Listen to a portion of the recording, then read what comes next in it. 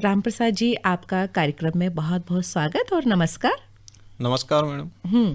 तो सबसे पहले हमारे जो किसान श्रोता हैं, सबसे पहले ये जानना चाहेंगे कि प्राकृतिक खेती क्या है।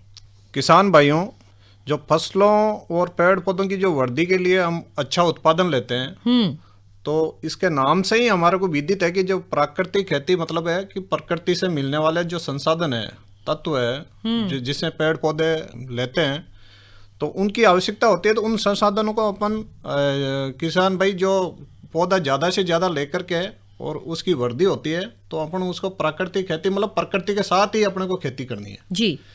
तो ये प्राकृतिक खेती का जो अपन कम लागत की खेती भी बोल सकते हैं। और इसमें क्या है कि जो मुख्य फसल होती है उसके अपन बीच में जो है अंतर्वर्ती फसल बोलते हैं, जैसे दलहनी और तिलहनी फसलें लगा के उसकी जो कोई लागत आती है अपने को, उसकी कॉस्ट आती है, तो हम उसे अंतर्वर्ती फसलों से ले सकते हैं। तो किसान भाई, जो प्राकृतिक खेती है ये एक जैविक खेती का ही रूप है। और इसमें जो खेत जो मृदा के अंदर जो जैविक संसाधन है, तत्व है, उनको अपन ज़्यादा से ज़्यादा मतलब काम में लेकर के जैविक प्रक्रियाओं को सुचारू रूप से चलाते हैं। तो उसके लिए जीवामृत और बीजों के जड़ों के उपचार के लिए बीजामृत, इनका अपन उपयोग करके और प्रकृति के जो संसाधन है उनको अपन ज़्यादा से ज़्यादा काम में लिए जाते हैं और उसका उत्पादन बढ़ाया जाता है। अच्छा, ऐसे कौन से कारण हैं जिनकी वजह से हमें प्राकृतिक खेती की आवश्यकता आज के दौर में बहुत ज़्यादा है? आपने अच्छा क्वेश्चन किया। किसान भाइयों, जो प्राकृतिक खेती की आवश्यकता क्यों पड़ी है, इसका है पहला जो अपन इसका कारण मानते हैं कि जो मानव स्वास्थ्य है या पशुओं का स्वास्थ्य है या पर्यावरण प्रदूषण है, जो ये दुष्प्रभाव अपने जो पर्यावरण प्रदूषण में जो फैले हैं, वो उसका कारण है कीटनाशक और उर्वरकों का अंधाधुंध काम में लेना। किसान भाई क्या करता है, उत्पादन बढ़ाने के लिए ज़्यादा से ज़्यादा उर्वरक या कीटनाशक काम में लेता है। तो उससे क्या है कि वो ज़्यादा काम में लेगा तो वो कहीं ना कहीं प्रकृति का असंतुलन हो जाता है और स्वास्थ्य के लिए भी हानिकारक है। उसमें क्या है कि भारी तत्व होते हैं जो हमारे स्वास्थ्य पर दुष्प्रभाव डालते हैं, और उसमें क्या है कि कैंसर और जो स्किन की जो बीमारियां हैं त्वचा संबंधित, वो भी हो जाती है। तो उन दुष्परिणाम है, उनसे बचने के लिए हम इस प्राकृतिक खेती की तरफ हमारे को अग्रसर होना चाहिए। दूसरी बात है कि इनको जो कीटनाशक और दवाएं हैं, हम ज़्यादा से ज़्यादा खरीद के लाएंगे तो उसकी लागत भी बढ़ जाएगी उस उत्पादन की जी। तो उस लागत को कम करने के लिए भी किसान को क्या है कि प्राकृतिक खेती की तरफ अग्रसर होना चाहिए। रामप्रसाद जी, प्राकृतिक खेती के मुख्य उद्देश्य और अगर इसके मुख्य घटकों की हम बात करें तो वो क्या है? ये किसान भाइयों, जैसे प्राकृतिक खेती का हमारा उद्देश्य है, जैसे खेती की लागत है उसको पहले तो कम करना है। क्यों आप बाजार से उर्वरक और कीटनाशक ज़्यादा से ज़्यादा खरीद के लाओगे तो उसकी लागत बढ़ जाएगी। तो उस लागत को कम करने के लिए क्या है कि अपन को प्रकृति के साथ में अपने द्वारा बनाई हुई जो चीज़ें हैं उनको ही काम में लेकर के खेती करनी पड़ेगी। तो खेती की लागत को कम करने का एक अपना सबसे बड़ा उद्देश्य है। दूसरा है मिट्टी की उर्वरा शक्ति है, वो उसको बढ़ाने का है। क्योंकि अंधाधुंध हम यूरिया या जो डीएपी जो काम में ले रहे हैं ज़्यादा उत्पादन बढ़ाने के लिए, तो मृदा का स्वास्थ्य है वो भी धीरे धीरे खराब होता जा रहा है, उसका जो जीवाश्म है वो कम हो जाता है। इसलिए ये जरूरी है कि उसके साथ प्राकृतिक खेती भी करें और रासायनिक खाद और कीटनाशकों प्रयोग में अपन कमी लाएं, कम से कम काम में लें, जिससे कि अपने स्वास्थ्य पर भी पूरा प्रभाव नहीं पड़ेगा। और कम पानी में सिंचाई मतलब कम पानी में ही अधिक उत्पादन लेना है, तो प्राकृतिक खेती एक इसका अच्छा तरीका है। और इसके अलावा आप किसान, जैसे बाजार की निर्भरता है, जैसे आपको बीज हम देखते हैं कि आमतौर पर कभी यूरिया की कमी हो जाती है, कभी डीएपी की कमी हो जाती है, तो बाजार की निर्भरता को कम करना है। आप उस पर निर्भर रहोगे नहीं, अपना खुद का ही उत्पाद जो गोबर की खाद है जो भी उसको काम में लेके आप बनाओगे। दूसरा है कि बाजार के जो मूल्य है आपको उसमें अच्छा मूल्य मिलेगा। जो आपका उत्पादन होगा उसका क्या है कि वो जैविक उत्पादन होगा और उसका आपको बाजार में भी उचित दाम मिलेंगे और खाने के लिए, स्वास्थ्य के लिए भी वो अच्छा रहेगा, पशुओं के लिए भी और मानव के लिए। जी। प्राकृतिक खेती में कीटों के नियंत्रण के लिए किसानों को कौन कौन सी विधियां अपनानी चाहिए? किसान खुद ही अपना जो बनाए दवाएं तो वो अच्छा है।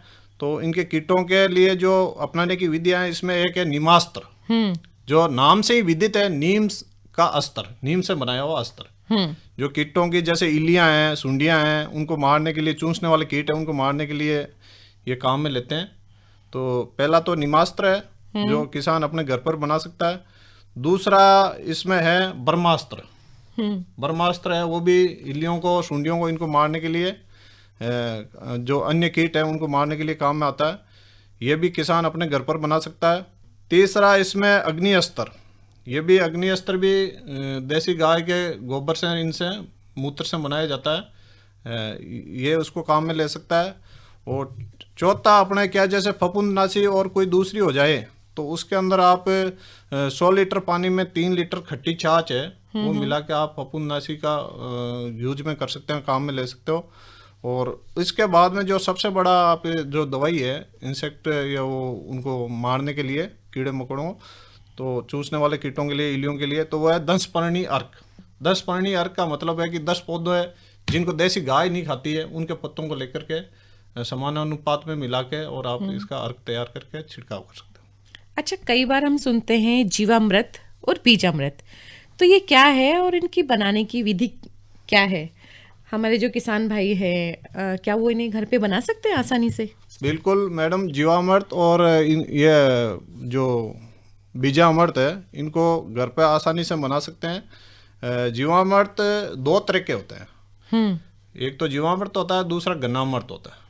तो जीवामृत बनाने के लिए उसमें क्या है कि गाय का गोबर है वो आपको 10 किलोग्राम देसी गाय का गोबर चाहिए, और 5 से 10 लीटर गोमूत्र, 2 किलोग्राम गुड़ या कोई दूसरे जो मीठे फल होते हैं उनकी वो गुद्दा, और 2 किलोग्राम बेसन, चना, उड़द या मूंग किसी का भी बेसन हो, और 180 लीटर पानी, और 1 किलोग्राम मिट्टी है वो पीपल या बड़ के पेड़ के नीचे की या मेड़ की मिट्टी है, इसको आप लेकर के इसको बना सकते हैं। इसमें क्या है कि सब पहले आपने प्लास्टिक की टंकी लेनी है या सीमेंट की, और उसमें कहीं 180 लीटर पानी डाल के और 10 किलोग्राम गाय का गोबर डालना जी।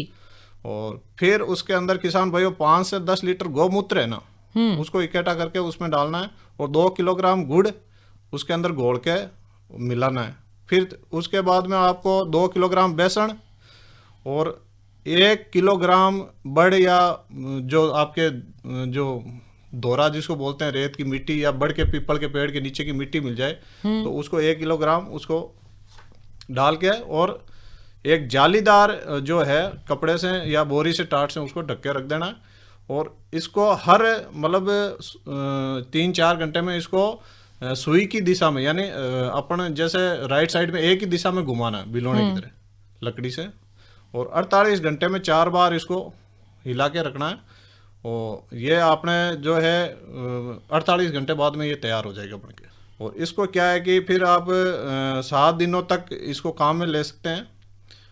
प्लास्टिक की और सीमेंट की टंकी है वो छाया में रखे, धूप में नहीं रखें, क्योंकि इसके अंदर जो गोबर के अंदर जो बैक्टीरिया या जो भी जीवाणु होते हैं वो लाभदायक जीवाणु है, वो ज़्यादा से ज़्यादा इस गुड़ की वजह से उन पर पनपेंगे और वो पेड़ पौधों के लिए काम में आएंगे।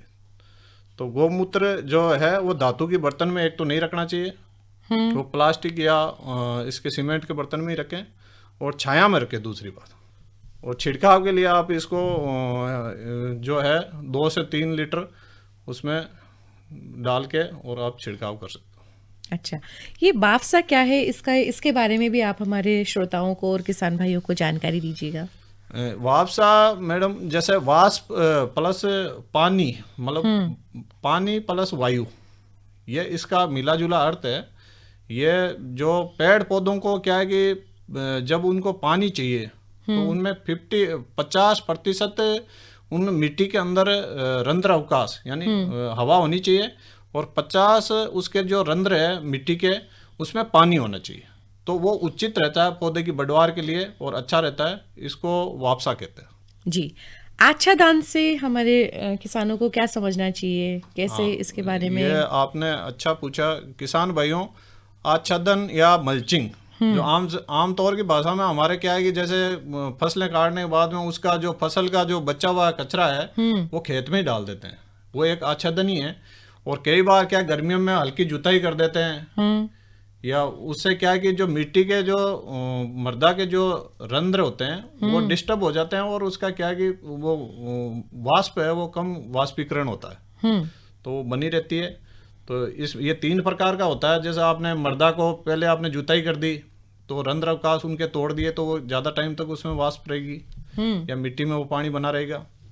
या उस पर आपने जो उसका बचा हुआ है, जो आपने फसल ली, उस फसल का बचा हुआ आपका जो कचरा है उसको आपने उसी पर ही छोड़ दिया मिट्टी पर, तो वो क्या है कि आपको वाष्पीकरण पानी को कम होने दिया और जीव भी ज़्यादा पनपे। तीसरा अपने यह है कि इसके अंदर जैसे कोई सजीव फसलें बड़ी लगाते हैं, सजीव आच्छादन कहते हैं कि जैसे आपने फलदार कोई पौधे लगाए और उसके अंदर आपने अंतर्वर्तीय फसलें जैसे कोई दलहन की फसलें लगा दी या तिलहन की फसलें, छोटी फसलें लगा दी, तो वो भी क्या है कि उसमें नेत्रजन का वो करते हैं, नेत्रजन को बढ़ाते हैं और वो आच्छादन का काम करती है। जी, चलते चलते रेडियो के माध्यम से कोई ऐसा संदेश या कोई खास बात जो आप हमारे किसान साथियों के साथ साझा करना चाहें? हाँ, मैं किसान भाइयों और बहनों आपको जो प्राकृतिक खेती है आज अपने यहाँ पर बताई है, उस खेती को अपनाकर मानव, पशु या मृदा स्वास्थ्य के रासायनिक जो दुष्परिणाम है उनसे आप बचा जा सकता है। तो इस प्राकृतिक खेती को धीरे धीरे अपनाना चाहिए, इसकी तरफ अग्रसर होना चाहिए। यह क्या है कि खेती अपने कम बजट की खेती है और कम लागत की खेती भी इसको कहते हैं, तो किसान भाई इसको जरूर अपनाएं। जो प्राकृतिक खेती में देसी गाय जैसे गिर है, थारपारकर है, ये गाय का जो गोबर है वो अपन ज़्यादा से ज़्यादा काम में लेते हैं। और जुताई जो है कम गहराई की जुताई करनी चाहिए। जल प्रबंधन भी उचित होना चाहिए। जल प्रबंधन का कहने का मतलब है पानी भराव नहीं रहना चाहिए। और जो पौधों की जब अपन लगाते हैं तो उनकी दिशा है वो बुआई है वो उत्तर से दक्षिण दिशा में होनी चाहिए, ताकि उनमें सही प्रकाश पड़े और जीव जो है ज़्यादा उनमें काम करे। और सहयोगी फसलें हैं, यदि आप मुख्य फसल लगाते हो तो उसमें सहयोगी फसलें, दलहन फसलें, तिलहन फसलें या बगीचा लगाते हो तो उसमें अंतर्वर्तीय फसलें जरूर लगाएं। और आच्छादन मैंने आपको पहले ही बताया, उसमें मल्चिंग का काम करना चाहिए। और देसी केंचुओं की गतिविधियां हैं, वो प्राकृतिक जो हलवा का काम करता है देसी केंचुआ, वो इसकी देसी गाय के गोबर के कारण ही जो जीवामृत और बीजामृत के जो काम में लोगे तो उसके बेस पर ही वो काम करेगा। और फसल की जो सुरक्षा तो अपन ने पहले बताया, जो किसान भाई अपने घर पे बना के नीमास्त्र, ब्रह्मास्त्र या अग्निस्त्र या 10 परिणार्क या फफूंदीनाशक का तो आपको काम में लेना, तो 100 लीटर पानी में 3 लीटर देसी खट्टी छाछ लेकर के आप छिड़काव कर सकते हैं। प्राकृतिक खेती के विभिन्न घटक, इस महत्वपूर्ण विषय पर जानकारी दे रहे थे राम प्रसाद डीडल, प्रभारी अधिकारी, बीज परीक्षण प्रयोगशाला, दुर्गापुरा।